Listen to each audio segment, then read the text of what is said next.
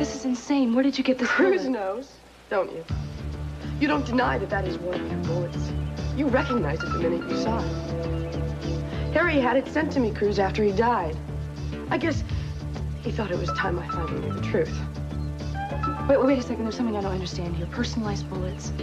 I mean, who does that? Yeah, I've been wondering the same thing. You never told me you were stationed in Baghdad in 1982. Did you really think that I would never find out about that? Baghdad? That's where your father was? Yes. Ambassador Charles Bedford, how can you pretend not to know? God, of course. I didn't know. I never made the connection, Andrea. Damn it, Cruz, you killed him! No, hey, wait a minute, Kane. I did not kill the man. Don't lie to me! You were there! That's your bullet! Wait a second. Andrea, think Richard about told me that you did it! it. Richard hated Cruz. He tried to have him killed.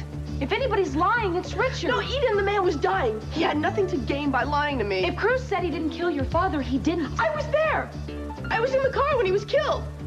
He died in my arms. It was a tan Mercedes, wasn't it? It was a tan Mercedes. He was riding with a Marine Guard and 2 embassy officials. Yes! Cruz.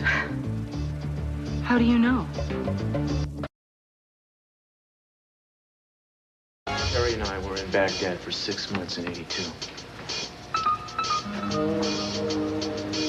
Richard was the control officer. He called me one day about a hit. A certain U.S. official who had been selling information to the soldiers. Oh, that's a damn lie. Don't you dare try to justify what you did. Andrea, I am trying to tell you what Richard told me. Now, he had his own reasons, obviously. You and I both know they had nothing to do with justice. Will you just give me a chance to explain this? We just want the truth, okay, man? I'm going to tell you the truth.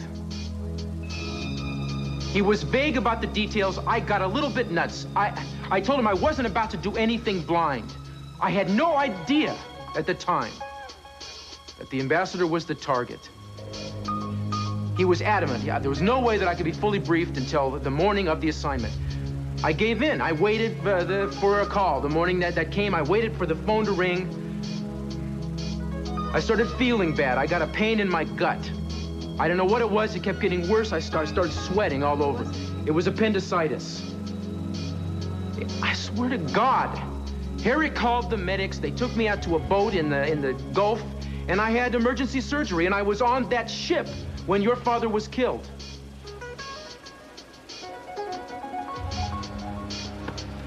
It's on the record, Andrea. You can look it up in the ship's logs. Well, then who fired the shot that killed my father?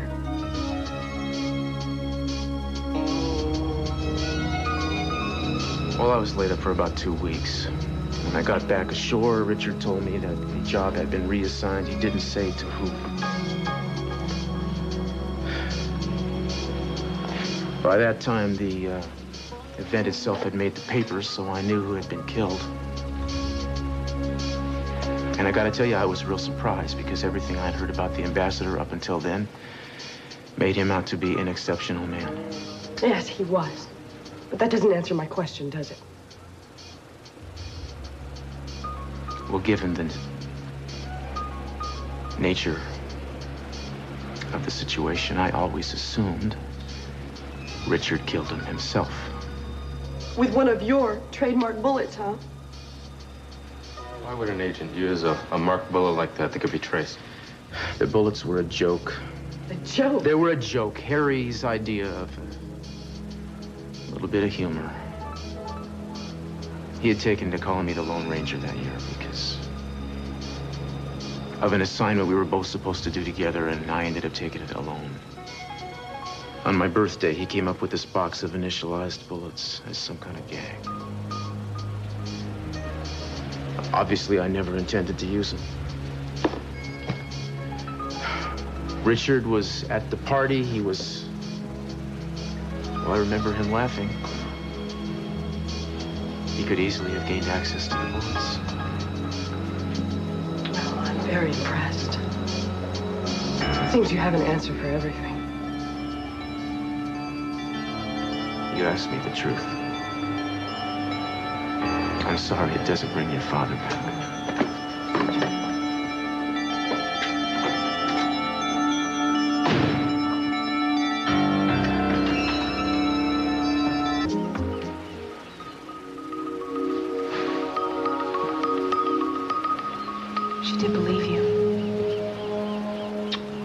investigate to be sure, but she knows you're not capable. Not capable. I was efficient.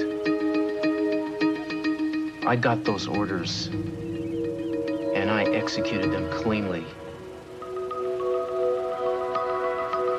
I did exactly the same thing that got done that day. It was my job, you know what I mean? I mean, just the thought of it stops my heart in the middle of the night. You were doing what you did for the good and safety of your country. You didn't know Richard was a double agent. You risked your life for what you believed in. Well, a great deal of what I believed in was false. And you came to terms with that, didn't you? Didn't you? That's why you left. Some things you don't come to terms with. What? I didn't even remember the man's name. Whose name? Charles Bedford, her father. The man was murdered under the auspices of my organization. I read his obituary. I blew it out of my mind. How many weeks has she been talking about this? Her father, the ambassador who was assassinated, and I couldn't even put it together. It doesn't surprise me. Well, it surprises the hell out of me. We block things out of our mind we don't want to remember. When things are too painful, we tend to bury them. I will never be able to forgive myself for some of the things I did. Cruz Castillo, I know you. Not only who you are, but what you have always been. If you made mistakes, it wasn't because you were careless or callous. It was because you were trying to do your best. And maybe, just maybe, you went about it the wrong way.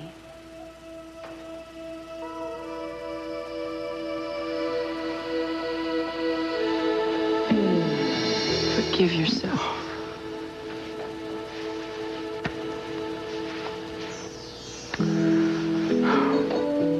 Thank God for you, babe.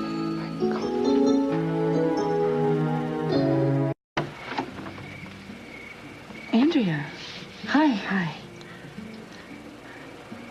Look, Eden, sorry doesn't begin to cover. What I'd like to try. Is Cruz here? Yeah. Come on in. Thank you.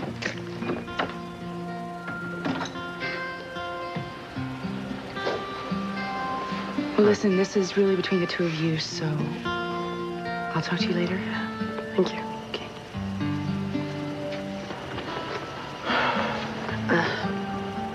So, did you, get the information you needed from the ship's log? I wish I had taken your word instead. Well, you're an agent. You know, the last thing you're trained to do is take anything at face value. Look, Cruz, you have been very good to me. You took a chance on me when every decent instinct told you not to, and I don't feel that I have repaid you in kind. Andrea, I know only too well what can happen to you when you've been living the kind of life you have. You see too many of your coworkers die, and you learn not to trust. Sometimes it's the only thing you can count on to keep yourself alive. But still, I should have known. After I saw how hard it was for you to remember, and I didn't know your father well, but I heard a lot about him. I read things about him, and he served his country well. What can you say? I feel terrible. His time shouldn't have been cut short. No, I loved him so much. I miss him, you know. I'm sorry. I'm very, very sorry. Yeah, well, I'm sorry that he didn't live long enough to see the woman that you've become. Because he'd have been proud. Feel better now? Yeah. I feel like I learned something. What's that?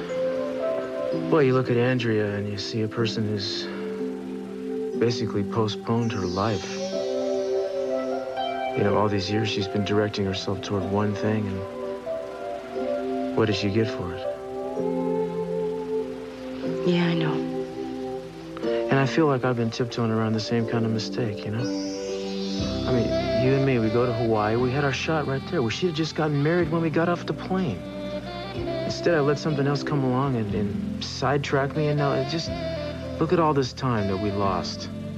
But we're still together, and we're gonna get married. And that's all come from the fact that I am obstinate, and I refuse to let you alone for 1 minute. 1 minute. I know.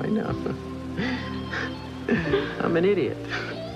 But this time, it's gonna happen, I swear to God. Nothing. No matter what, we're gonna get married. No matter what. A week from Friday. A week from Friday. Mm-hmm. If we have to stay in this house to make sure that nothing comes up to knock us off of that plan, then we'll just stay in the house. We're gonna stay in the house. Just to be safe. Never go out. Well, we have a phone. We can call out for pizza. What could we do with ourselves alone in the house for 2 weeks?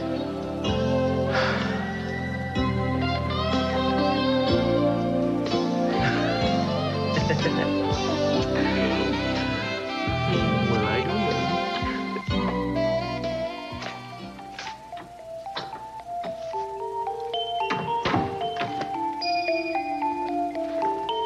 You were right again. He was wonderful. They both were.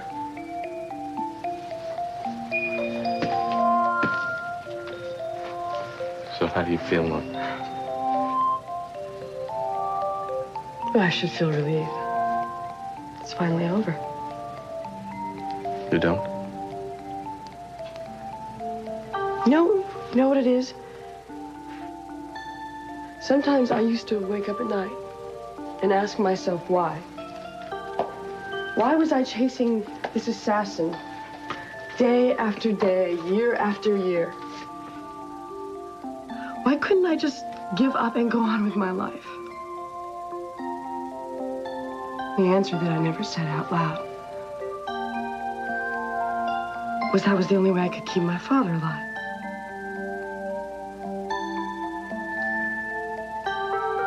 I didn't cry at the funeral.